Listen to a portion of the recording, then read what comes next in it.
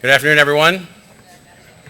My name is Michael Crow. I'm the president of Arizona State University, and I'd like to welcome you here for this event with the U.S. Global Leadership Council. It really is exciting to have an opportunity to bring together Arizona's leaders to spend some time together talking about something that none of us aren't thinking about all the time, but we're often not talking about all of the things that we need to be talking about in terms of the advancement of our broader interests in the world, the evolution of the world, and the role of the United States in that evolution. I was thinking this morning, and Senator McCain and I will later be on this panel together, and I know the Senator knows this picture very well. I printed up this little thing, and that's the American eagle, which is our national bird and our symbol of power and grace and all the things that we stand for. And most of you know that in the talons of the eagle are two things that are being held. In one talon are the arrows of the power of the United States and all of the tremendous capability that the military of the United States has to advance against the enemies of the United States and to protect the interests of the United States. And this is something that we use judiciously and carefully and sparingly, and when used, you want it to have unbelievable impact as rapidly as possible. You want all enemies to be fearful of engagement of that eagle. And at the same time, in the other talon is the olive branch. And the olive branch people often think of as merely the object of peace. It's more than the object of peace. It is the object of life, the tree of life, so to speak, the olive tree itself. And so the United States, through our symbol of power, really offers two pathways.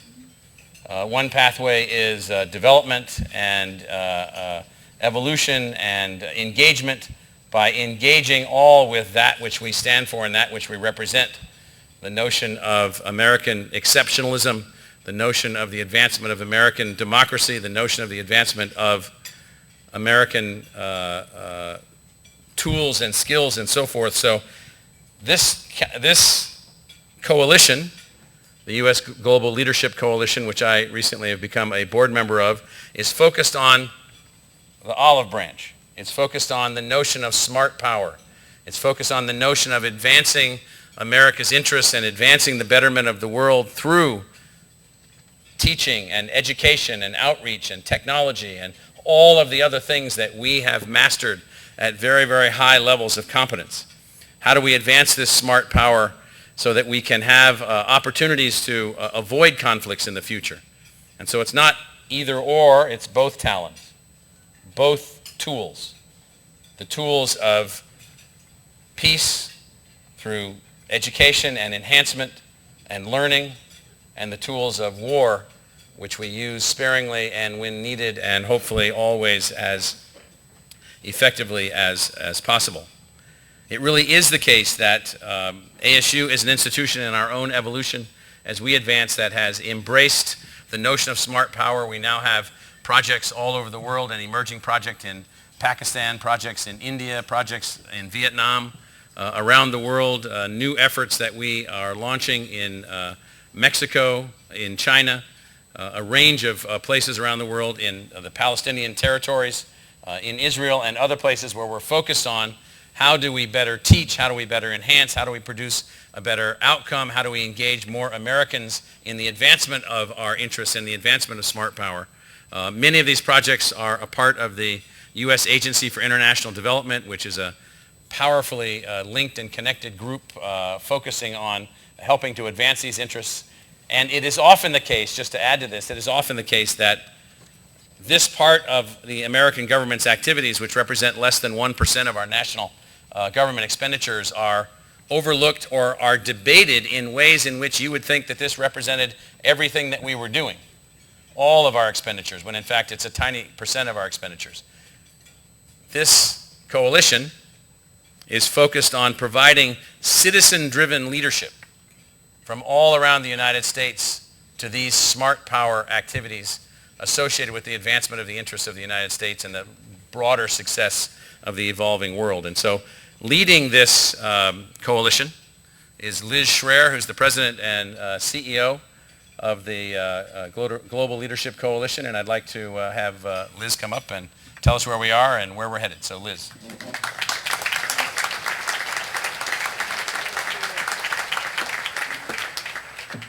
Thank you. Please go ahead and enjoy your lunch. Thank you, President Crow. What an honor it is to have you join our board. You have been a global leader, a global thinker, and as I just said earlier at a smaller reception, you already are making a world of difference, not only what I've just seen on my short stay here at ASU in Arizona, but around the world. And if you haven't had a chance to see the expo across the hall, please do so afterwards. It's truly an honor to have you as a partner. I also want to thank our partners who helped put this program together and take a look on the program itself to see the many organizations that helped put this together. I am thrilled to be here in Arizona and to join you in what is going to be a fabulous discussion today with a stellar panel. It's a delight to be with my friend Jim Colby, who will be the moderator of the program. He has been a force in Washington, a partner in so many activities we share together, with a panel that you will see has a wealth of knowledge. Shelley, when I look at what Intel has done, you are an inspiration in what corporate America should be in terms of sharing development, sharing corporate leadership in making the world a better place. And hats off to you and your partners who are also serve on our board, but really what you have done is extraordinary. Senator McCain, you are a national treasure to us all in terms of not only being a national hero. Our motto of building a better, safer world, you do that each and every day, not only in terms of what you stand for. You joined us for our tribute dinner last December. We thank you not only for being there, but being here, but also adding your voice to the topic we're going to talk about today, about how to make sure, I love your image, President Crow, of the imagery of the eagle, and we'll keep that in our mind. Unfortunately, Dr. Rajiv Shaw is not going to be with us today. A president with a little bit longer name than President Crow asked him to be at the White House today to deal with the horrific crisis of Ebola. But we're thrilled that Mark Feierstein is with us today, who will carry on and talk about what USAID is doing in a range of issues. But we do have a video of Dr. Shaw who will talk with us this afternoon. I thank the Arizona Advisory Committee, so many of you who are really a part of what makes us so unique. And what's so unique is what the Washington Post called us. Some of you are not familiar with the U.S. Global Leadership Coalition. Several years ago, they called us the Strange Bedfellow Coalition. And I share that with you because in Washington, it's not very often that different people get together, unfortunately. But we are a coalition of over 400 businesses and NGOs. And we have groups from CARE to Caterpillar, from Boeing to Bread for the World. NGOs, businesses, faith-based organizations. We actually are a bipartisan advisory council. It's led by General Colin Powell. It includes every living secretary, former Secretary of State, from Henry Kissinger to Hillary Clinton and all those in between. One of the most interesting groups that have joined us is a group of retired military leaders. We have over 150 retired 3- and 4-star generals and admirals, led by General Tony Zinni and Admiral Jim Stavridis, and a group of 30,000 veterans that call themselves Veterans for Smart Power that have joined our voices to talk about the need for non-military engagement in the world. And what brings us together is exactly what President Crow talked about, is the need for America to be engaged in the world. And if you're going to be engaged as a global leader, you need to have a range of tools. And the tools that we at the U.S. Global Leadership focus on, not that they're the only tools, but the ones that we focus on, is the 1% of the federal budget, known as the International Affairs budget, which is the global development and diplomacy, the diplomats that fight for democracy throughout the world in places like Ukraine, the aid workers that are fighting to make sure that infectious diseases do not spread across borders, that make sure that Peace Corps volunteers are out there, that make sure that there are investments that are opening markets for America's goods and services. You are seeing crises throughout the world at a pace unparalleled in modern time. And we understand that we have to retain the ability to react, but we also have to strengthen the ability to prevent. I still remember when my friend General Jim Mattis, who then was the head of CENTCOM, the commander of CENTCOM, was asked at a hearing testifying before the Armed Services Committee. And he was asked, what does he think about the proposals to cut funding to this little 1%? And he answered simply to the members of the Armed Services Committee, if you don't fund the State Department fully, I will need to buy more ammunition. I don't think I ever understood it more than my recent trip to Africa. Have any of you ever been to Tanzania? A few of you. Well, have you ever been to Africa, to some of the rural parts of Africa? A few more. Well, I took one of those little bitty planes, which I don't like very much, and I got then into a little bitty tractor, and I drove up to the hills and then walked a little bit more, and I was greeted by a group of African women in a typical dress, and they were singing. And out came a woman, a lot of people, if you've been there, you've seen this, a woman who said to me, I want to be on the internet. So I looked at her, and like all Westerners, I took out my iPhone and I hit play. And she said to me, my name's Veronica, and I want to be on the internet to thank America. So I kept hitting play, and she tells me her story. She wanted to thank America because she was a recipient of USAID's program called Feed the Future. Feed the Future was a program not to feed hungry people, but to give them seeds to help teach them how to bring better yield to their farms. She told me the story about how her husband thought these magic beans, as he called them, would not help. So they divided their little plot of land, and his half of the land over the few months, over the half a year, floundered. Her side of the little plot of land flourished. So I asked her what she did when her side flourished. She said she now owned a used truck. She now takes the extra money that she makes, and all 11 of her grandchildren she can send to school. She is teaching 15 other women in her village how to bring more, the same tools that she has, and how to bring her wares that she makes to market. She told me the story because she wanted me to thank America for not giving her a hand out, but giving her a hand up. And why is this important? Because Africa has 7 of the fastest growing, of the 10 fastest growing economies in the world. And this is something that you in Arizona know, because engagement in the world is not just the right thing to do, it's the smart thing to do. So our conversation today is about why America's role in the world is important and why it matters to Arizona. So I thank you. I thank you for joining us in the journey to have the conversation today, not just about building a better, safer world for today, but for tomorrow. And no one understands then this better than what you're doing here at ASU. So to introduce our fabulous panel for today, let me bring 2 of our very special advisory council members up to the podium. Please welcome Marty Martin from Food for the Hunger, and Glenn Hammer, Arizona Chamber of Commerce and Industry. Please welcome them to the podium. Thank you.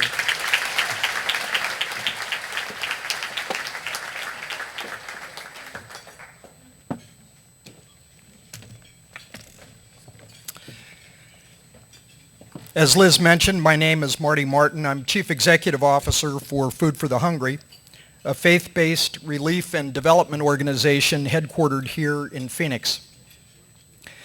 As a graduate of the U.S. Air Force Academy, who had the privilege to serve as a rescue helicopter pilot in Vietnam and Greenland, and as a combat instructor pilot here in the States, I want to take a minute to recognize the men and women here today who have sacrificed so much in the defense of our nation and our most deeply held values. They deserve our appreciation and our support for their service to our nation, and I'd like to ask that all of the veterans would please stand and receive your applause.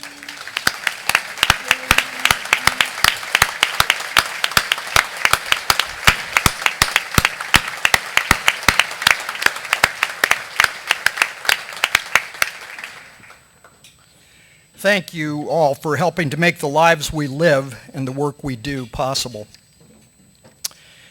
Thank you, President Michael Crow and Arizona State University, for hosting us today.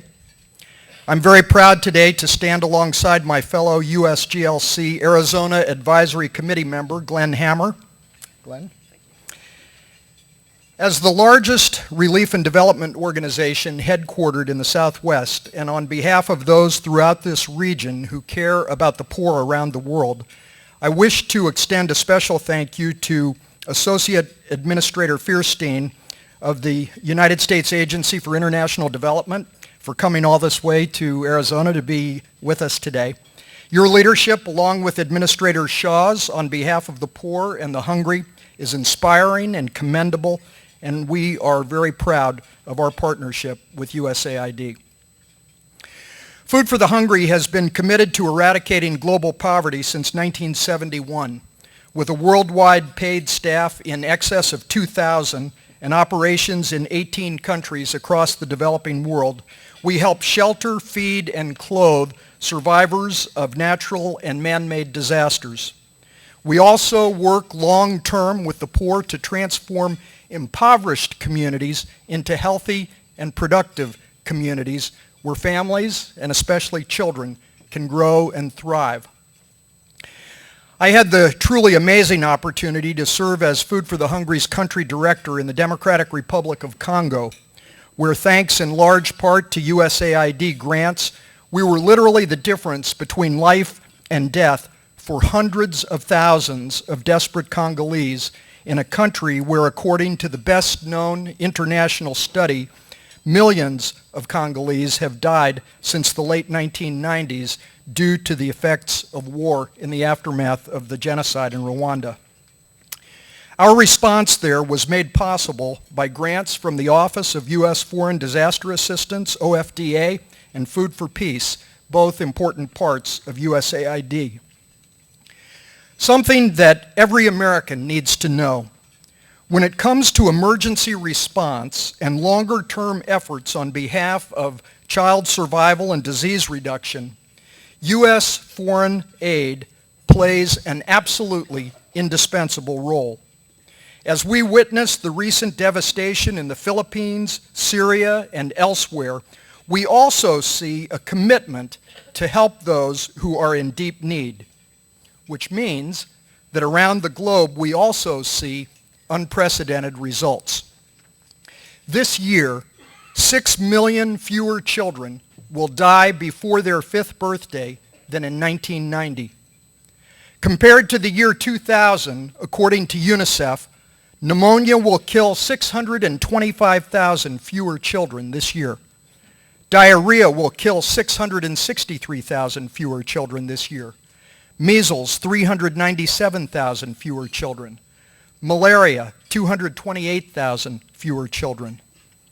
Last year alone, American assistance provided life-saving HIV/AIDS treatment to 15 million people, including nearly 5 million orphans. Whether it is fighting hunger, malaria, or HIV and AIDS, whether it is empowering women and girls or advocating for justice, we are eyewitnesses to the life-changing impact of that small but mighty 1% of federal spending we all know as America's international affairs budget. You may ask yourself why a businessman from the Arizona Chamber of Commerce and Industry is standing here with the Chief Executive Officer of Food for the Hungry. Well, we've come together here because America's global leadership helps us both to benefit others. Glenn? Thank you.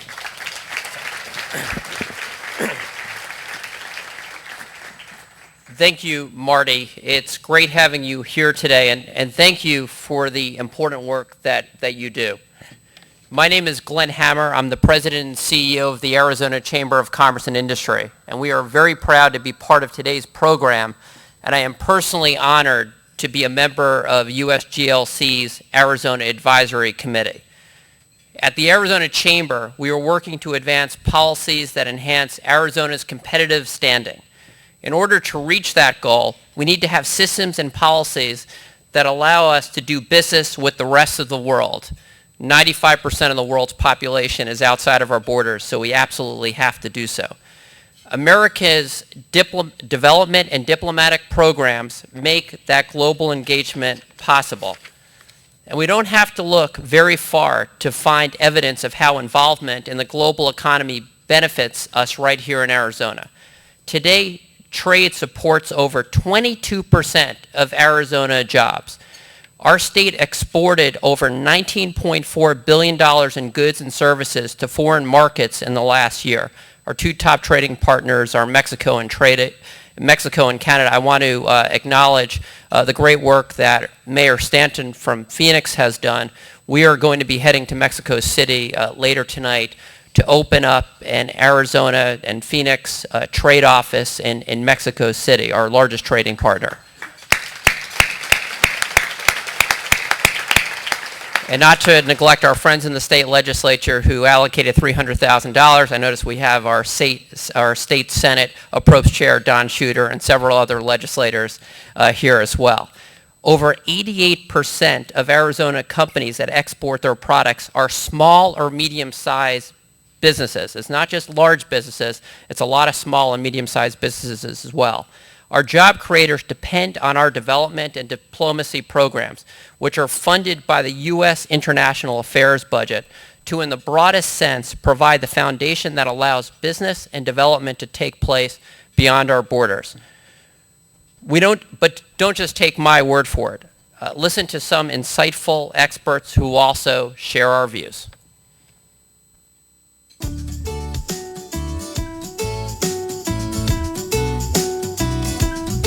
With our economy the way it is today, some people are asking why we're spending so much money overseas and not on creating jobs right here at home.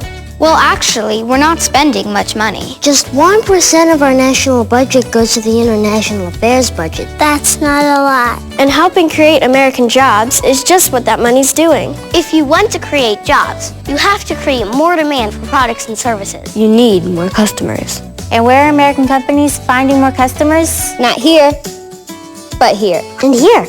And here. 95% of the world's customers live outside the U.S. 95%! When we sell goods to them, they're called exports. U.S. exports accounted for a big part of our economic growth last year. Half went to developing countries. And their economies are growing 3 times faster than developed countries. And every 10% increase in exports equals a 7% increase in jobs here. So, how do we increase exports? Build new markets for American goods and services. Remember that 1%? America's international affairs budget helps fund programs that improve health and education, supports agriculture development, builds a stable economy, And creates new markets. So if we don't go to the biggest, fastest growing group of consumers, Other countries will. Other countries already are. investing a small amount in global development and diplomacy It's not only the right thing to do, it's also the smart thing to do. to make our economy stronger, to create more jobs, For my mom, for my dad, or my neighbor. for me.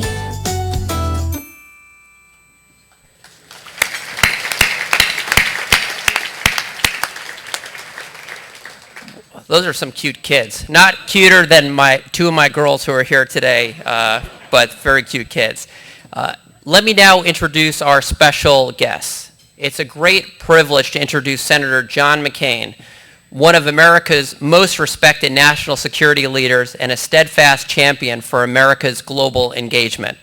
Throughout his lifetime of distinguished public service, spanning more than 3 decades in Congress and the Navy, Senator McCain has shown an unparalleled commitment to strengthening America's leadership in the world.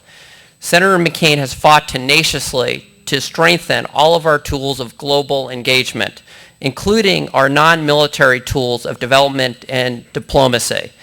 I'd venture to say that there's no important legislator on planet Earth than Senator John McCain in terms of not just keeping the United States safe and keeping our diplomacy moving forward. And Senator McCain, we look forward to hearing your comments later today.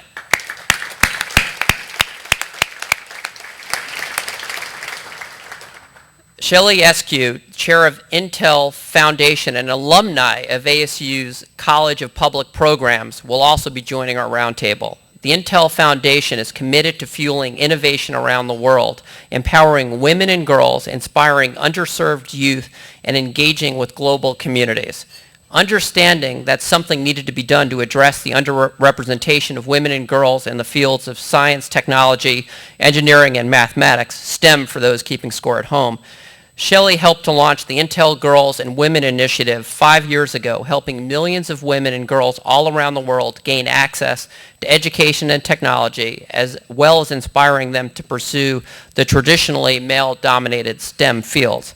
And I'd also like to welcome Mark Feuerstein, Associate Administrator for USAID. Regrettably, as we've heard, Administrator Shaw was unable to make the trip to Arizona as he was called into a meeting with President Obama today.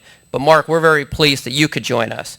Mark works closely with Administrator Shaw in spearheading President Obama's Feed the Future food security initiative and managing the U.S. government's response to global disasters. They are also leading USAID forward, reforming the agency's business model to more efficiently meet today's toughest global challenges. And finally, President Michael Crow, who we heard from earlier, requires little introduction, but I'm still going to provide one. His list of accomplishments are far too impressive to go unrecognized, and as an alum of ASU, I can't tell you how proud I am personally that you are the president of ASU. Since 2002, under President Crow's leadership, ASU has transformed into one of the nation's leading public research universities. President Crow's tenure has been focused on addressing the challenges of the modern world: sustainable development, global engagement, and economic competitiveness. He also knows a thing or two about football, and let me just say, that was one hell of a play.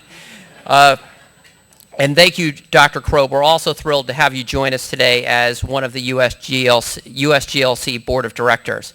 And our panelists will be joined by our distinguished moderator, former Arizona Congressman Jim Colby. It's always great to see Jim, a friend and a mentor. I started as a fellow, he says intern, about 22 years ago when NAFTA was going on. And it's not an overstatement to say that NAFTA would not have occurred in the positive form it did and would not be celebrating over 20 years of very effective development for all three of the countries in North America, if not for Jim Colby's work. Congressman Colby is now a senior transatlantic fellow for the German Marshall Fund, and we look forward to him leading the discussion. If there was a Hall of Fame for members of Congress, Jim Colby would be in it. Let's welcome our leaders to the stage at this point.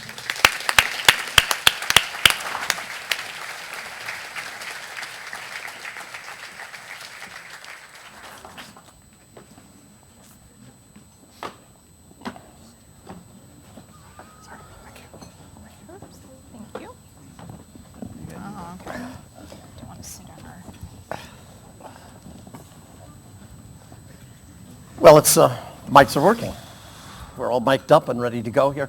Thank you, Glenn, very much for that, those nice words of introduction. And I want to add my special thanks to Liz Schreier and President Crow for their efforts in putting this discussion together here today. I think it's extraordinarily important, and I think it's evidenced by not only the quantity, but also the quality of the people that are here with us today. You've had the panel already introduced to you, so I'm not going to go through those introductions, but it certainly would be hard to find a more distinguished panel to talk about this topic today. What we want to do today is try to drill down on the subject of America's role in the world.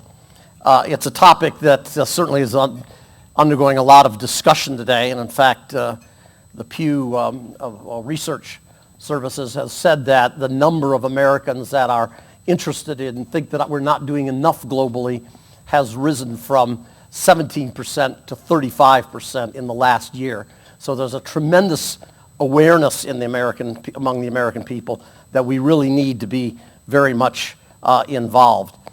We've seen this tremendous metamorphosis of this public understanding of this going on, but now we want to understand what's going to be its impact on business, on faith-based organizations, and on community leaders right here in Arizona as well as elsewhere in the country and around the world. Secondly, we want to try to drill down on the role development plays in driving our foreign policy and how it impacts other countries. We want to talk a little bit today, I think, about not just the role of the government part of the assistance, but the much larger part of assistance that comes from the private sector, whether it is foreign direct investment or whether it is remittances, whether it is other kinds of investments of faith-based groups. There's a lot of things that are going on, and I hope today we'll have a chance to talk about all of those. Before we begin, let me just encourage you to be a part of this conversation. There are cards on the table, and we'd encourage you to write your questions on those. There will be representatives of the USGLC that will be passing through the tables during this discussion, picking them up and sending them up here to me, and we'll try to get to as many of them as possible. You can also use hashtag Impact on Arizona. That's hashtag Impact on Arizona if you want to do it by Twitter. Probably the easiest way is going to be to get the cards up here in front to us, because then somebody has to transcribe the hashtag or the Twitter remarks to us. So now let me begin with the questions. I'm going to start with our distinguished senator, and we've been advised that he's going to have to leave us a few minutes early before we finish this discussion here. But so let me just begin, Senator. As has already been said, there's nobody that's been a greater proponent of American security around the world and talking about having a strong military. But here you are today on a panel where, and I think demonstrates your understanding that it's more than just having a strong military. It's diplomacy, it's development, it's American values, it's all of those things.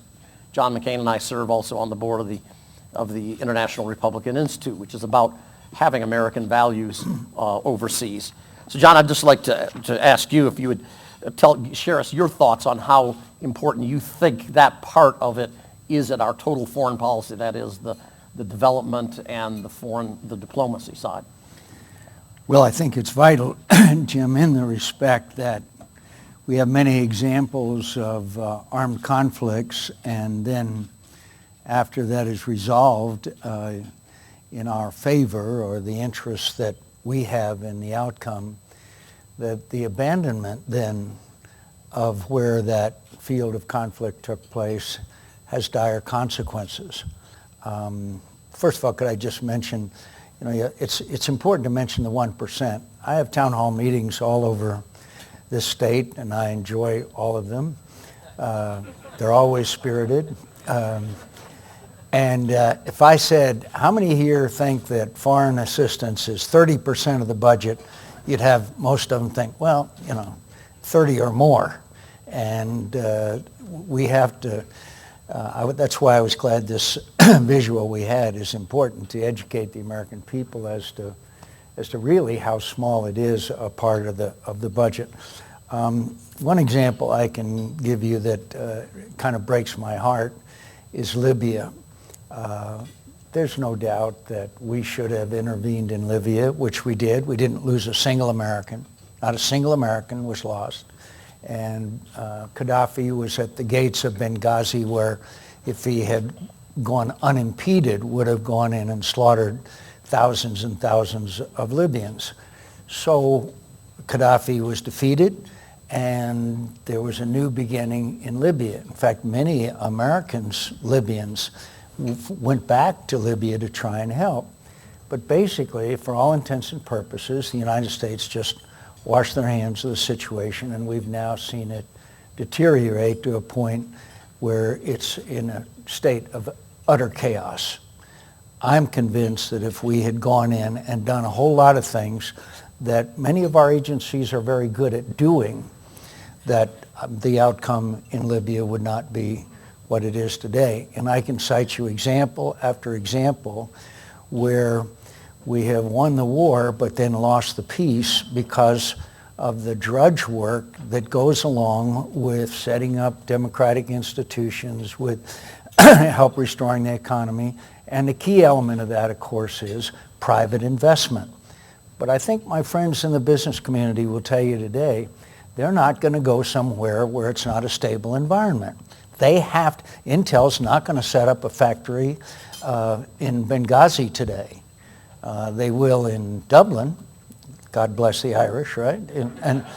But they will not go in there until we achieve a peaceful and an environment that's conducive to foreign investment and job creation. Finally, could I just mention one other thing? There is a role for government. My friends, one of the reasons why our largest trading partner is Mexico is because of the North American Free Trade Agreement. And I'd like to give, again, great credit to Jim Colby for the incredible work he did in that effort. And I'm sorry to tell you that these other efforts now, the Trans-Pacific Partnership and European Agreement and others, have stalled out. And that it really is harmful because other countries together are forming free trade agreements which are helpful to them and damaging to us. There's always somebody whose ox is going to be gored in a free trade agreement. We cannot let that drive the problem. And so I hope we'll move forward with a Trans-Pacific Partnership. I hope that we will work on a free trade agreement with the European community. I hope that we can convince whoever they are that it is in this nation's interest to have a free trade agreement, and that's based on the one fundamental principle. Americans can outperform any workers in the world. Thank you. Thank you very much, John. And I'm sure we're going to come back to the topic of trade. It'll come up, I'm sure, in some of the questions, and we'll be talking about that again. But Shelley, let me just turn to you. Intel recently announced an initiative in Africa to empower 600,000, I believe it is, young women there. Can you tell us a little bit more about what's involved in that? And also, what does Intel see in this? Is it just about markets, or is there something more? Thank you. Well, we absolutely believe that global trade creates prosperity, and prosperity is good for organizations like Intel. Just to kind of set the stage, because we don't have those young people talking about Intel, but we should hire them. But Intel here in the United States, about 75% of our manufacturing investment and our employees are here in the U.S., but 75% of our revenue comes from outside of the U.S., and that, of course, is where the growth is, as we learned from the young speakers earlier. So it's very important for us to be active and engaged with the developing nations all over the world and helping them to prosper. The focus for us has been not so much as individually as a company, what can we do in global development, but it's what can we do with partners like USAID, with like ASU, working together on issues where we together can have a collective impact to make prosperity happen at a faster pace. And one area where we've focused is access to the internet. We know that women and girls in developing countries lag behind in terms of access to the internet at about a 25% rate. And in sub-Saharan Africa, it's about 45% behind. And we know when they have access, they have improved education, economic opportunity, healthcare, information networks, and also that it contributes to the GDP of their nation.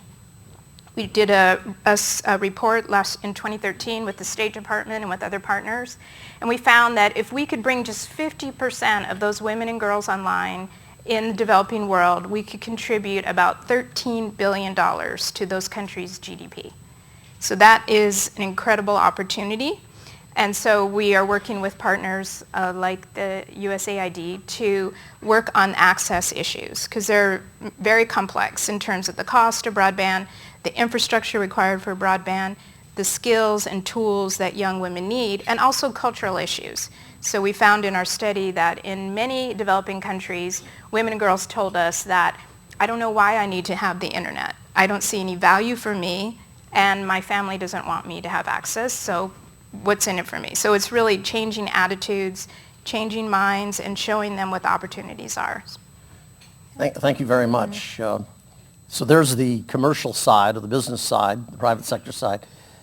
President Crow, you represent the academic, the university side of this, and we've been hearing today and constantly we hear about ASU's involvement globally, and you've made it, you said it's one of the 8 pillars, 8 principles, guiding principles for the university. Why? Why is this one of the guiding principles? And let me follow that with, are other universities and schools recognize this and doing similar kinds of things, or are you really totally unique in this? Well, I think the academic community in general, that is those that are the knowledge-producing parts of the academic community, are heavily engaged in globally and heavily engaged in problem solving.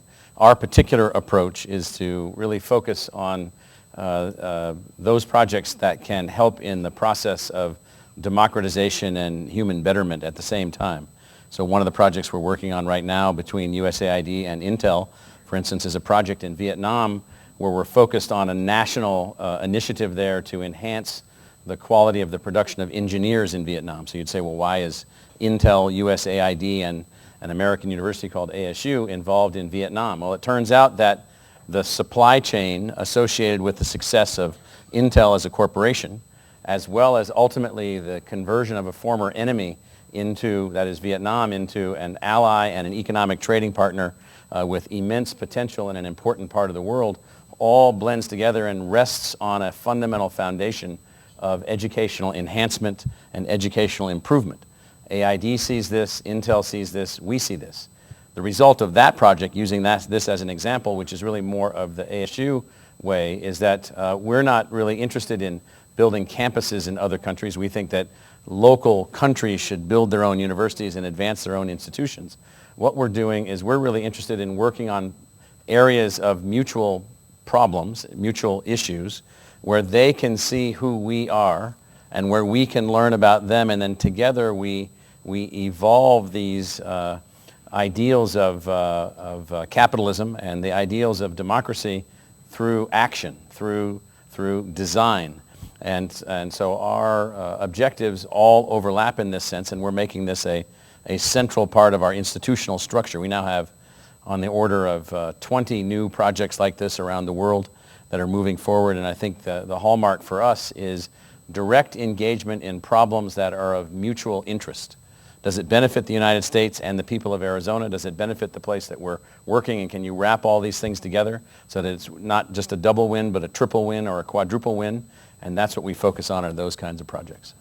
How does that translate into numbers of students going abroad and number of foreign students coming here at ASU? 3 years ago, we had under 4,000 international students. We have now approaching 10,000 international students. On campus? Here at ASU, yes. It's how many students go abroad? Thousands also. And so we are engaged in unbelievable levels of back and forth exchange. We have a team in Africa right now that's working on the design for the MasterCard Foundation out of Toronto, who picked 6 American universities and a handful of Canadian universities to produce 4,000 future leaders for Africa. But they want those 4,000 leaders to pair up with 11,000 leaders that are being grown in Africa into a 15,000 person lifelong living interactive leadership problem-solving network. We've been asked to design that network and to build that network, and our team is in Africa right now working on that. And so the scale for us is sort of all in, large scale, and working at that kind of pace to produce these kinds of solutions. Thank you. Private sector, academic, let me turn to the government side here, USAID. Mark, thank you very much for joining us, and we're sorry that Raj Shah can't be here, but I can't think of a better replacement for him. We're delighted that you're with us here today. You and Raj and the agency have been very much engaged in trying to build partnerships and to become more engaged globally. What do you think is really what are going to be the investments, the impacts of these investments that you're making today, that we're making at USAID? What do you see as the impact of it, and what would you hope to see? Sure. Well, thank you very much. Well, first, Dr. Shah very much regrets that he could not be here today. As we heard, he's with the president, and that means he's currently sitting in a windowless room in the White House. I, in contrast, got this beautiful ballroom and the Phoenix Suns. I think I got the better of this deal. Neither Dr. Shah nor I are as cute as those kids we just saw, but the rest of the panel makes up for it. I would note as well how pleased I am to be in Arizona. I have a lot of professional ties to Arizona. My first job in government was in the Clinton administration, and my boss was Hattie Babbitt, who was then the ambassador to the OAS, and I've traveled the world with Bruce Babbitt. And of course, in Washington, Arizona has a very, very strong voice. Senator McCain's probably the most powerful voice for American engagement overseas. Congressman Colby seems to be ubiquitous and very much involved in a whole range of activities. And we saw earlier, I think Congressman Salmon was here, and I've had a chance to testify before his subcommittee and be grilled by him. I'm pleased he's not moderating in contrast. You're much nicer than Congressman. No, he's great too. As for USAID's role in the world, we're sort of a funny agency because our business model is to basically put ourselves at a business. You know, success for us is when a country reaches the point where it no longer needs foreign assistance. And our job is basically to help countries reach that point. So we've been engaged in recent years in what we call a new model of development, and that includes a number of elements. First, it means strengthening local capacity, working more directly with governments and private sector and NGOs overseas and funding them directly. Two, it means the partnerships we've been talking about here, partnerships with the private sector, organizations or companies like Intel, because we recognize that development doesn't depend on agencies like AID. Ultimately, it's going to depend on private sector companies creating jobs, creating opportunities for people. And then third, taking advantage of science and technology and partnering with ASU and all the great scholars that you have here and engaging them in our activities around the world. We recognize there's just so much expertise, not only in the agency, but so much expertise outside that we want to take advantage of. So the partnership we have with ASU is just one of the many partnerships that we have around the world. And we feel like we're seeing some real advances in many, many countries. In Latin America, for example, we're pulling out of countries. We actually are closing some of our offices overseas. In Africa, as was noted before, they have some of the fastest growing economies in the world. We're seeing extreme poverty has been cut across the globe by dramatic amounts, and we've now set as a goal, not only us, but the entire development community has set as a goal to eliminate extreme poverty by the year 2030. And a few years ago, that would have been seen as a preposterous goal, but now given the gains we've seen in recent years, we now see that as a real possibility. Thank you. A few years ago, ASU and Intel launched an initiative in Vietnam. I would ask you about Africa, and you spoke, President Crow, a little bit about Vietnam. What did ASU bring to this partnership that you had in Vietnam, and what does ASU get out of it? It's obvious to see how a country like Vietnam can benefit from it, but what does ASU and its faculty and students get from this? Well, the learning experience in Vietnam is unbelievable because you're dealing with a complex, differentiated culture in a growing and emerging economy in a part of a place around the world that's aspiring for great things, aspiring for economic success, aspiring for the success of the people of Vietnam. So here we have a case where a former enemy is now growing not only into an ally, but into a friend, ally, and business partner, all of those things at the same time. And so for us, the faculty and the students become engaged in projects where they're working side by side, in this case with the six national universities in Vietnam, as well as a number of the polytechnic schools there. We now have an office in the former Saigon, now Ho Chi Minh City. We have a range of additional projects now that we're working toward. So as their Ministry of Science is now looking at the establishment of 6 or 7 science and technology centers, we're looking to compete to be a part of those, to be engaged in those. Now the benefit back for Arizona is that the highly advanced, world-class, unbelievable microchips that are built right here in Arizona ultimately get shipped to Vietnam, where they are tested and evaluated and prepared for inclusion into other devices. And so the global supply chain is basically measured in hours, the distance by flights. And so the labor pool, the supply chain, the problem solving, the success of the American corporation and all of its export-related activities, all these things are intimately tied together. We see that. That one project then will grow from engineering education, which we're heavily involved with, to now projects related to climate, related to advanced materials, and related to university design. We've probably been visited by 6 or 7 or 8 teams of university leaders from Vietnam saying, how do you build a modern university? How can we help upgrade the capabilities of our people and become more successful? What's the way that you've done it here in Arizona? And so university design and the spread of our particular model is also a thing, and we have students and faculty involved in all of these projects at all levels. May I add something? Well, I was going to ask you a question. I mean, you are going to add something to that, because I was going to say that the President Crow sounds a little bit like a CEO for Intel in his answer there, giving all the good private sector answers there. But I want to ask you what you see as you got for that award, for that project. You received an award from the State Department for that. Tell us a little bit about how you think this helps Intel and how it can help Arizona businesses and other businesses. Well, I think going back to when we selected Vietnam as a future factory site for assembly and test, my first stop was to call Senator McCain's office and talk to them about it.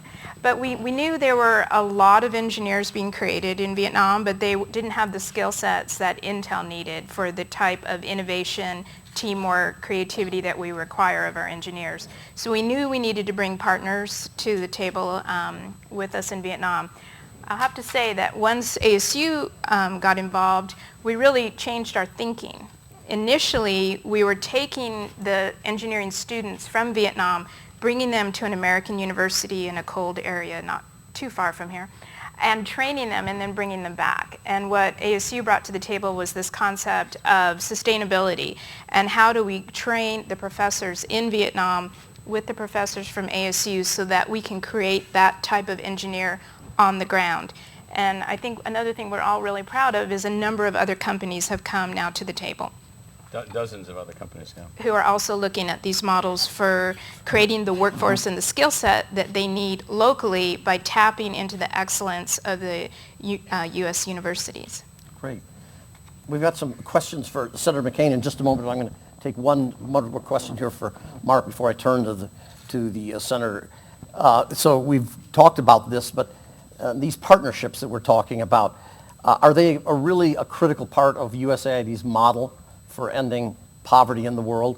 And what are some of the other things you can do, you see that USAID can do with science and technology that can help overcome this poverty? Yeah. We couldn't be successful without these partnerships, and we engage in these partnerships all over the world. We've heard about the Intel ones, which have been so valuable. Intel is also working with us in this hemisphere, in Mexico and in Central America, where we've been combating the issue of crime and violence. And we've set up youth centers, and Intel's been helping us to provide technology in those centers. But we've seen some remarkable technologies. There was a reference earlier to the Feed the Future program and the magical seeds. And in fact, we have been engaging in partnerships to develop, for example, drought-resistant seeds, which do just that. These are basically seeds that can survive and flourish in drought conditions. We've been supporting efforts to chlorinate water. As we heard before, so many children are dying needlessly of diarrhea around the world. And if you can simply provide the opportunity for communities to chlorinate their water, you can eliminate that problem. So these sorts of partnerships, without them we would not be able to achieve these results, because via these partnerships we're leveraging expertise, we're leveraging resources. We can take that 1% and turn it into so much more. John, let me turn to you. Thank you, Mark, for that answer, and I think it fits in very nicely with all the things that we're talking about up here. John, at the outset I mentioned that the Pew poll shows an almost doubling of Americans who think that we need to be more involved globally. I'm wondering what you make of that, and also going with the question that we got from the audience, who kind of the flip side of that is, do we still see an isolationist mood among the American public, and how do we change that or educate people about this, the need to be involved? We all know that there was great war weariness over the length of the engagements in Iraq and Afghanistan, and a strong feeling on the part of the American people to withdraw.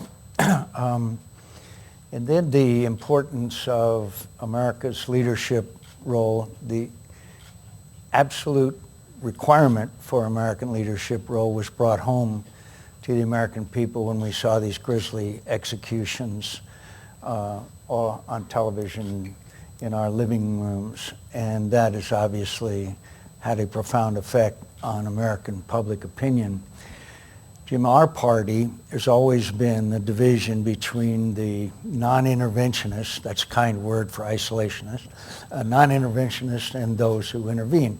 You can go all the way back to prior to World War I, post-World War I, prior to World War II, after World War II, the Eisenhower-Taft wing of our party, and it is a continuous debate within the Republican Party and also the Democrat Party, the far more left liberal versus the mainstream, McGovern versus Henry Jackson, Scoop Jackson. So, and right now, I think many Americans are beginning to appreciate the absolute requirement for American leadership. And when a vacuum is created, then it is filled by people who act not only not in our interests, but not in the interest of world peace. One word about Vietnam. There's still problems in Vietnam, my friends. Buddhists, Catholics, minorities, free speech, and yet they are making significant progress. We just recently, in the last couple of days, lifted an embargo on the sale of maritime weapons to the Vietnamese in recognition of the progress that they're making, but they still have a long way to go. One other point I would like to make is that the world's largest democracy has elected a prime minister who is one of the most impressive men that I have ever encountered. And I believe that you're going to see progress economically through reduction of regulations, greater role for the private sector, et cetera, that is going to and could possibly lead to a partnership between the United States and India, which could really have most profound beneficial effects for the economy of both our countries and the world. President Modi Prime Minister Modi was just here, of course, last week in New York and Washington. And an interesting thing, he had an event in Madison Square Garden, and thousands of Indian Americans came from all over America to see this new leader. He's a remarkable man, and I'm very optimistic about a lot of things associated with him, including a elimination of so much protectionism which has characterized the Indian government for the last 30 or 40 years. That's a hopeful sign, at least. We hope that will happen. You wanted to follow up on that, Yeah, if I can speak to Mark. that briefly and just underscore the very important points Senator McCain just made. Our slogan at USAID is "From the American People," and it does speak to the generosity of the American people. But I think a more accurate slogan is actually "For the American People," because to be honest, what we're doing here is really in our interest. And I'll offer two examples, which of course you'll all know very well. First is in this hemisphere and the challenge of undocumented immigration. And the only way to really combat that is to promote development and economic growth and give people opportunities in their own countries. And that's why USAID is investing so much in Central America to provide health care, to promote agricultural production, to help at-risk youth and give them opportunities so they'll feel secure in their own countries and want to stay in their own countries and have the opportunity to prosper there. And second, obviously, in the news these days is the anti-ISIL effort in Iraq and Syria. And as Senator McCain has implied, this is not just a military effort. And obviously what you see on CNN is you see drones and airstrikes, but there needs to be a development component. The only way we're going to combat ISIL is by having representative government in Iraq that can provide services to its people, that can fill the ungoverned spaces, that can reach out to all sectors of society. And that requires the kind of programs that USAID carries out. And of course, those are in our nation's interest. Could I mention one other issue very quickly, Sure. Jim? And that is the use of American government to get our message out. One of the reasons why we won the Cold War without firing a shot was because the Voice of America, Radio Free Europe, and the message that penetrated the Iron Curtain. Nathan Sharansky, who was in the Gulag, President Reagan mentioned his name. He said it was the greatest thing that happened throughout the Gulag. Right now, the Russians are dominating the propaganda in Europe with Ukraine and the Baltics and Moldova.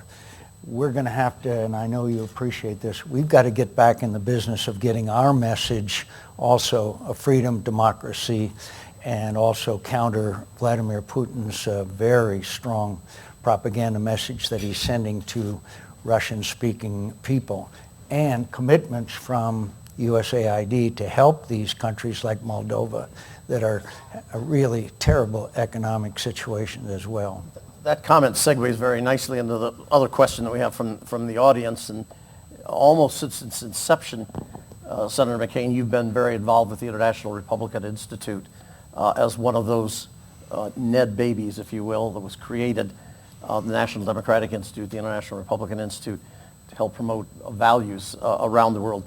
Do you think it's worked? Do you think we've been successful, or does it have its ups and downs, I suppose? I think so, and I'd be interested in Mark's opinion because he also was part of the National Democratic Institute, which is the counterpart to IRI, and did a great job, by the way, while he was there. I think we are doing very well. I think there's many, many areas where we can point to success.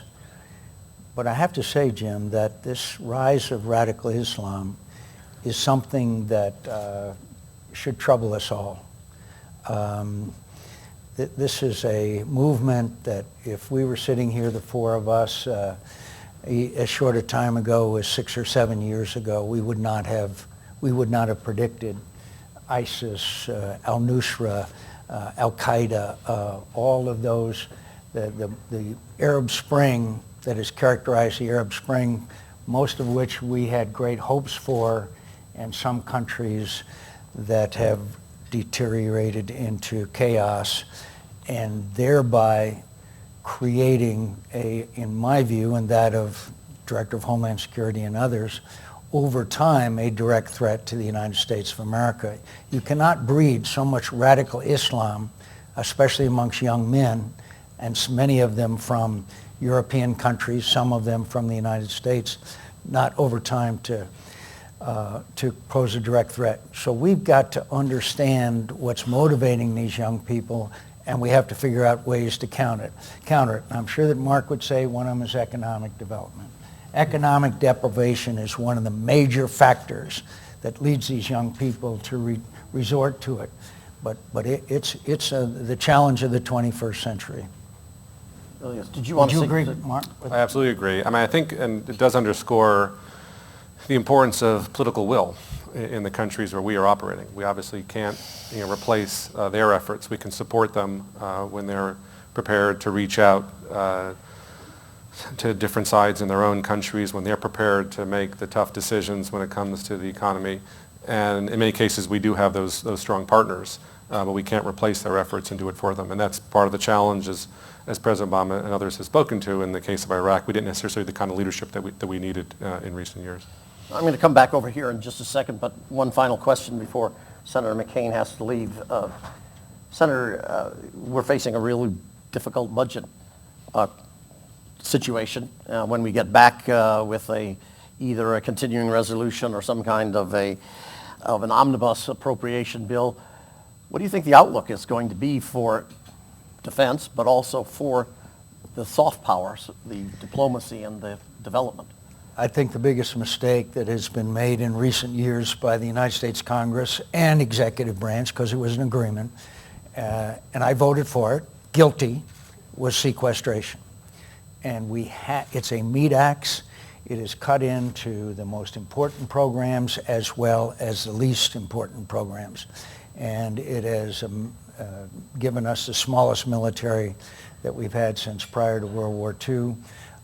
It has given us It has given us an inability to meet the challenges of the 21st century. And recent events, I hope, will motivate all of us to understand that there are priorities, there are savings that can be made in government, but to cut that 1% that we are talking about of the budget itself, that has a disproportionate effect on the ability of you to do your job.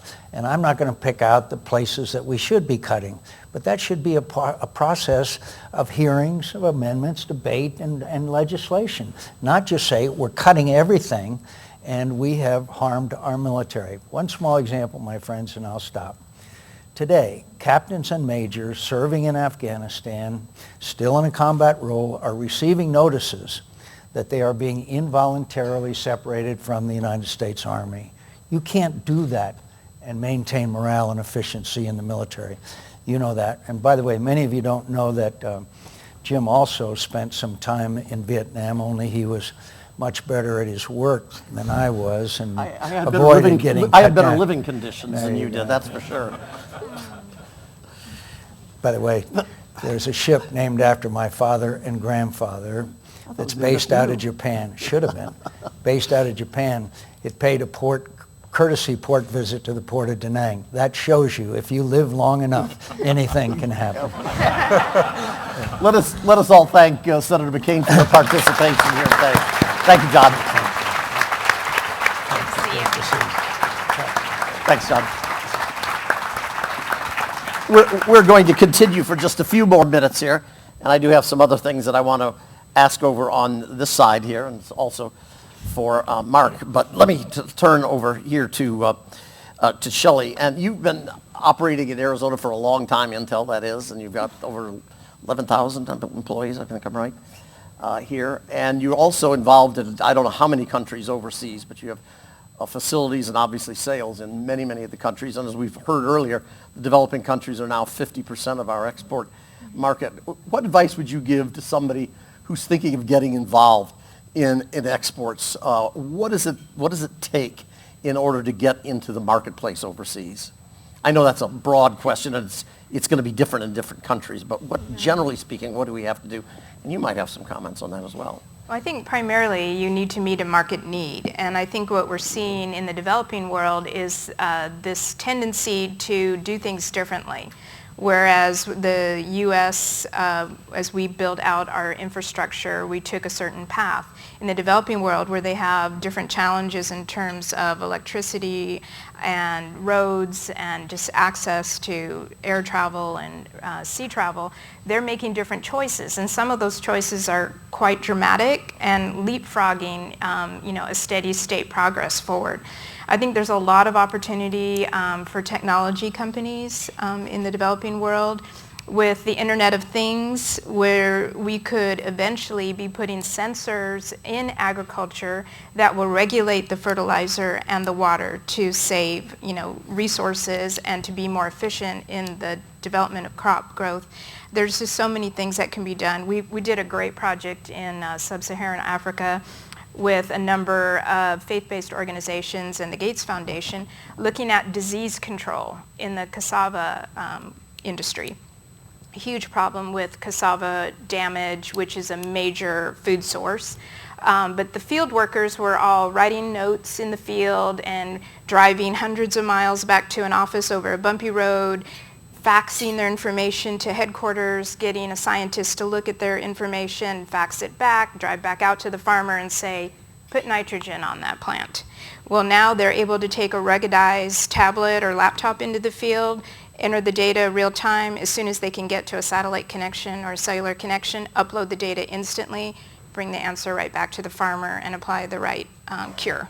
So I think we're just seeing fascinating ways. USAID has started a new innovation lab that we're proud to be a partner with, but really looking at how do we apply technology and innovation to really tough problems that are facing the globe. And we're excited to see what will happen there. Thank you. You might follow up on that a little bit, President Crow, but I wanted to ask you specifically, we talked earlier about the large number of ASU students that are studying abroad, a large number of foreign students that are coming here. There seems to be, and I notice it certainly in the work that I do in Washington with the think tank and the interns and the young people that I see there, much greater interest today in international affairs than we've seen for a long time. What do you think is driving that here in these countries? Is it the crises abroad, or is it something larger? The people that are younger than most of the people in this room are probably quite a bit smarter than us. And what I mean by that is that they're unwilling to accept status quo as the model for their thinking. They're unwilling to accept American culture as a unilateral thing.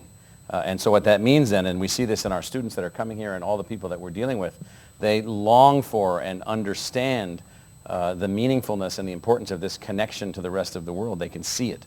They can see it in cultural flows. They can see it in the flow of music and art and entertainment and all kinds of things. Well, once you sense that and see that, you know that parochialism is an antiquated term. once you understand that parochialism is an antiquated term, then you open your mind. I don't know how many thousands of students that we have here who are choosing to take a semester overseas, a year overseas, a course in international something or another, a course in global something or another. It's tens of thousands, and and this was not the case 20, 30, 40 years ago. It is the case now, and is likely to be even more so. And so it is the case that what we're seeing is a shift in logic. The millennial nets, those people that are modified humans by born after 1994, we call them millennial nets. They're in the millennial generation, but they have never lived in a world without the internet, ever. They don't even know the world that you describe. Try it sometime. Describe, what are you talking about? So they operate with instantaneous everything. Instantaneously global. Who's that Gangman style, the Korean guy? How many of you have seen that video? I haven't seen that one. I mean, 2 billion people have seen one of his videos, and so and if you talk to kids, oh yeah, new terms, new words, new ways of thinking, and so what that means then is that here in the U.S., the heart of the technological revolution, the heart of all the things that have happened since the internet has evolved, the people that have most benefited from that, they're not going to be like the people that came before them. And so therefore they will want even more and more and more connectivity. Now let me also add, and this is I think something that we've seen in our incoming millennial net students also, is that they are, and we should all be proud of this, that they are deeply dedicated to a better world. They are deeply dedicated to service. They are not as interested only in making the buck. They want to work for Intel so that Intel can be involved in projects that help shape the outcome of Africa because they can sense that and understand that. And we're seeing this in all the courses that they're picking and the things they want to study and the logic that they're putting down and the kinds of things that they want to work on. We've had dozens of students, teams of students, dozens of teams of students, volunteer to sign up to go to Africa to work on this project or that project to solve this problem. That was not going on in 1975. I mean, it just wasn't.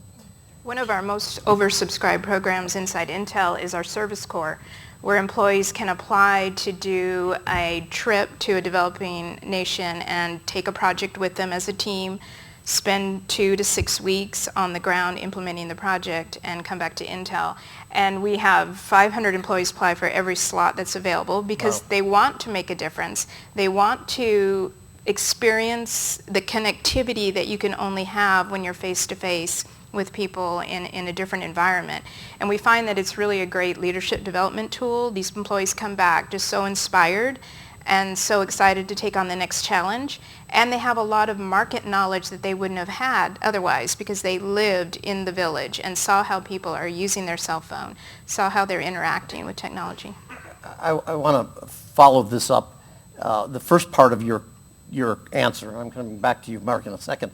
The first part of your answer about the millennials, or what do we call them? The millennial nets. Millennial nets. Understanding and just intuitively understanding the internet and everything that's technological today. There's still an awful lot of people out there that are somewhat younger than me, but are still engaged working in traditional manufacturing or service kinds of industries who feel very threatened by the globalization that's taking place today. For both of you, how do we bridge that? For Intel, of course, you've got a highly technological company, so people that are there are going to have that kind of technology. But how do we bridge that? How do we somehow make people not fearful about this future? Otherwise, we're going to have our great difficulties with trade agreements, for example. It's got, what we've got to get into a mode of is it's a broadening exercise rather than a narrowing exercise. One of the purposes for education like this institution is not to produce an engineer that can do this or that, not to produce a humanist that can do this or that, but to produce a master learner that has the capability of learning anything. So what we have to do is get people away from the fearfulness of being concerned about, well, if this happens or that happens, then I won't have a job. Assume this or that is going to happen. Assume that you're going to have to adapt. Prepare yourself for the adaptation. Prepare yourself for desiring adaptation. Prepare yourself for desiring change. When all of that happens, then I think the highest levels of productivity, the highest levels of creativity, the highest levels of everything that we can do here in the United States will be realized. And we just don't have enough people yet that grasp that, because it's so much different the way than it used to be. It used to be, well, I'd be trained to do this, and then that's what I'll do. What if that goes away, which it is likely to? It's likely to shift. I mean, the estimates are now that the average college graduate graduating in 2015 will have 4 careers, and 12 different jobs over their life. Well, let's prepare for that. And let's be ready for that, because if that's possible, and if you can make that shift as this shifts or that shifts, or as the technology changes and it changes manufacturing or whatever, it doesn't mean we don't want to do manufacturing. It means we want to lead manufacturing. To always be leading, which means you have to shift faster and more quickly than others. You have to adapt more quickly than others. That will give us the advantage that we need. Is our education system doing a very good job of adapting, making these changes? A very good job, no. Better? Is it doing a better job, and can it do a better job? Absolutely, unequivocally. We're not. If it can't, then we've defeated ourselves, and we have no one to blame but ourselves. And so it's doable. I know here at ASU we have found we have over 100 technology partners right now inside our pedagogical platform for the university, where we're changing the entire way in which we're teaching. It's enabling students now to take 2 majors and 3 majors and 4 majors and do 2 languages and do it all and move through the university more quickly and prepare their own adaptability. So can we do that? The answer is yes, we can do it. Can we get everybody to do it? The answer is no, because there's always that person sitting over in the corner who's, I don't know, there's just something, their brain looks pretty much like a rock.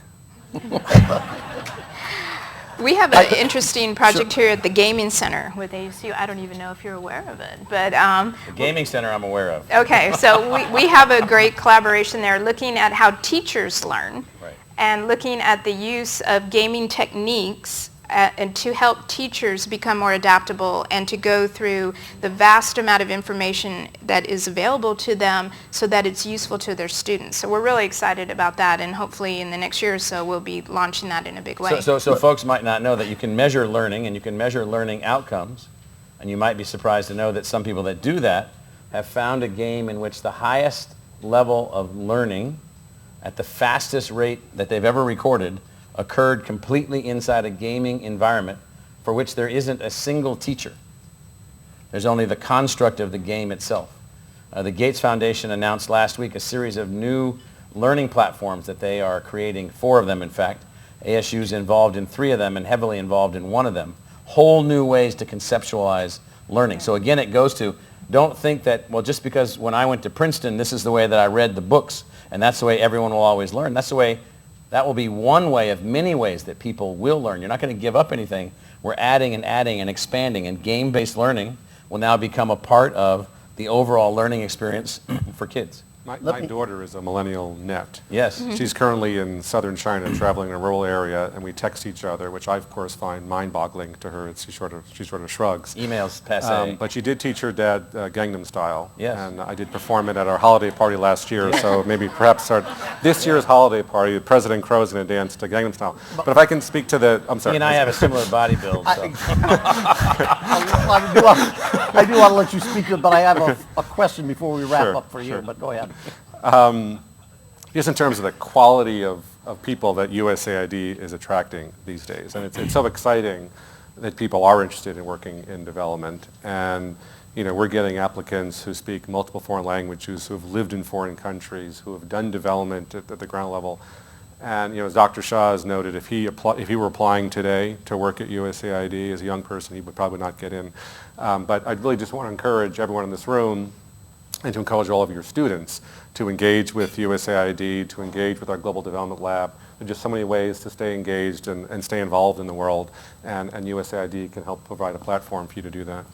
I don't want to end our questions on a down note, but I don't think we should end either without talking for just a moment, Mark, about the Ebola crisis. Sure. There, are we doing enough? Did we meet it quickly enough? Are we doing enough now? What more needs to be done, and what's the outlook? Yeah. I mean, obviously, it's an extraordinarily difficult challenge. I mean, first and foremost, it's a health crisis, a humanitarian crisis, but it's also a potential economic crisis. These countries are really are going to be suffering and already are suffering taking an economic toll. The crisis is taking an economic toll on them. It potentially can threaten the political stability in these countries as well. The U.S. government has mobilized in a very serious way. We have committed $300 million to deal with the Ebola crisis. USAID has been taking the lead. CDC is, of course, involved. DOD is involved. There's a whole range of activities that we are doing. We've been financing the purchase of protective equipment for the medical workers so they can take care of patients. We've been helping to fund the building of treatment units for Ebola patients. We've been providing home care units, because recognizing a lot of people will not be able to get to a healthcare site. DOD is established, Department of Defense is establishing a very serious presence in country, in Liberia, and servicing the other two countries, Sierra Leone and Guinea, where the crisis has hit most severely, providing logistical support, enabling us to get supplies out more quickly. Department of Defense is also building a number of Ebola treatment units. They've set up a 25-bed hospital to treat workers, volunteers who go there and can be assured if they do get sick, they'll get the proper treatment. Department of Defense is also training a lot of local healthcare workers. And we at USAID have been making a big push to recruit volunteers, healthcare professionals who are willing to go out to West Africa and volunteer. So if there are any healthcare professionals here in this room, if you know of any, please do go to usaid.gov. You'll see an opportunity there to sign up. We'll connect you with one of the many NGOs that are working in these countries, and I'm positive you'll be able to make a very, very important contribution. Thank you. That's a very hopeful note. I think most of us probably agree that our response was a bit delayed. When I say we, I'm talking about not just the United States, but the developed world. The world health community didn't recognize the seriousness of this soon enough, perhaps, but we're struggling now to catch up, and we appreciate everything that USAID is doing. Before I thank our participants here on the stage and say goodbye to you, we have a very brief message from Administrator Shah, if you'll Can I make a comment about that message? So when the administrator indicated yesterday that the president had asked him to come over to the White House for an important meeting, which is occurring as we speak, it turns out ASU has a news bureau of the Walter Cronkite News Service in Washington, so they're able to deploy and interview the administrator yet today. And so what you're about to see, was acquired, produced, and developed by our students based in Washington. Getting that little plug for ASU at the Yes. same time here. Since you're trapped in our room here. Yes. Let's watch the video here. I want to say I'm so sorry that I couldn't be there. I'm pleased that our acting deputy administrator, Mark Fierstein, is able to be there to represent USAID, but we're so honored by Senator McCain's tremendous leadership on how America should lead boldly all around the world, and that leadership extends to development efforts and humanitarian efforts that ultimately help protect and keep our country safe, but they're also an expression of our moral and economic values, and they play out all over the planet. What role do universities play in this new model for development? Well, we did implement a new model of development because the more traditional way of working is to say if you want to build a road somewhere, you hire a contractor and build a road. And today, if you want to solve difficult economic and social problems, the new model is to really first and foremost ask country leaders to make political and policy commitments and say fighting poverty is important, building infrastructure is important, supporting agriculture, for example, is important. Then we work with private companies and use our limited public resources to crowd in significant private investment to actually solve that problem. That's how we're bringing thousands of megawatts of new power and energy generation to sub-Saharan Africa, mostly through facilitated private investment. And that's how we're unlocking the potential of agriculture in South Asia and in Africa, again, by attracting private investment. Prime Minister Modi of India was in D.C. last week and had historic conversations with President Obama that you were a part of. What is some of the work that USAID is doing in India, and what are your aspirations for that partnership? Well, the visit of Prime Minister Modi and the meetings with President Obama were critical, really, in highlighting exactly what this new model of development is all about. In particular, we talked a lot about the role of science, technology, innovation, and partnerships with university communities. And I'm so excited that Arizona State University is hosting the InStep program. I think that's an outstanding example of how by sharing best practices in teacher training, we can help ensure that India and many, many other parts of the world have real educational opportunities for girls and young boys so that the future can be brighter and different. We'll move forward with a focus on the new model of development. Our hand washing work will be in partnership with companies like Unilever and Procter & Gamble. Our work to expand energy access will be with American and international private investors. And our work in so many other sectors, including education, will tap the power of private philanthropy in India so that we're not necessarily using a lot of American resources, but we're leveraging those investments and getting others to do more.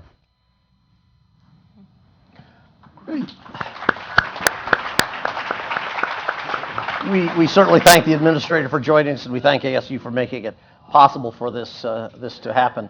Let me thank my panelists that are here on the stage with me, President Crow from Arizona State University here, Shelley Esky, the chairman of the Intel Foundation, and Mark Fierstein from USAID. We thank you all very much for taking time to help us today and enlighten us, and I think it's been a tremendously constructive discussion. And for our final remark, we turn to Megan Nathan, who's the Western Regional Outreach Director for USGLC. Thank you. Thank you so much. So like you mentioned, I'm Megan Nathan. I know many of you, you've seen me around town. I'm with the U.S. Global Leadership Coalition, working on all of our operations out west. So first, I just want to say an enormous thank you to ASU, Catherine, Brian, Christine, Jim, everyone we worked with under really the leadership of President Crow and the vision that you've implemented. It's been such a pleasure to work with ASU. To our panel for your insight, thank you so much. Senator McCain unfortunately had to leave, but thank you to him, to Associate Administrator Fierstein, to Shelley Eskew, and Congressman Colby, thank you for guiding this conversation. To Marty Martin and Glenn Hammer, who kicked us off, thank you for your support, your continued support. And to all of our partners and our showcase participants who are just out and across the hall, you're really the living, breathing example of this work, so thank you for your help and your support as well. A quick thank you to Marty Schultz and Jana Day, wherever she is. They've really helped us spearhead our efforts here in this state, and I know that we had the right people leading us, and that's constantly what people are telling us when I'm out about town with both of them, so thank you for your help. So our conversation cannot stop here when we leave this room. I think that this moment, as they've illustrated, is far too important. For the economic strength and security as Sun Devils, as Arizonans, and as Americans, we can't stop here. So we need to do more. We need you to join us, USGLC and ASU, in our journey to support America's commitment to global development and diplomacy. So here's what I need. In the next few days, you will all be receiving an email from me. You probably have all already received several emails from me, but you'll get more. And it will have highlights from today's event. So share it with your colleagues, with your coworkers, your friends, and also with your leaders and elected officials so they know that this is an issue that's important to you. And reply to me. It's not, somebody asked me if my emails were coming from a dummy account, but they're not, it's actually me. So you can reply and tell me what interested you about this event and about this issue, and what do you want to see more of? What information do you want? We would love to help as we build our efforts here. And you also have an incredible resource with ASU, so reach out to them and do the same. If you're a veteran, you can join our network of over 30,000 veterans and Veterans for Smart Power. That's all available on our website. And also, I would really encourage, if you haven't gotten a chance to go across and visit the showcase, do so. It's open until 3:30, and like I said, it's a mix of local programs and fantastic ASU initiatives, and I think that they've just done a great job putting it on. So thank you again to all the speakers and to you for joining us, and we look forward to working with you.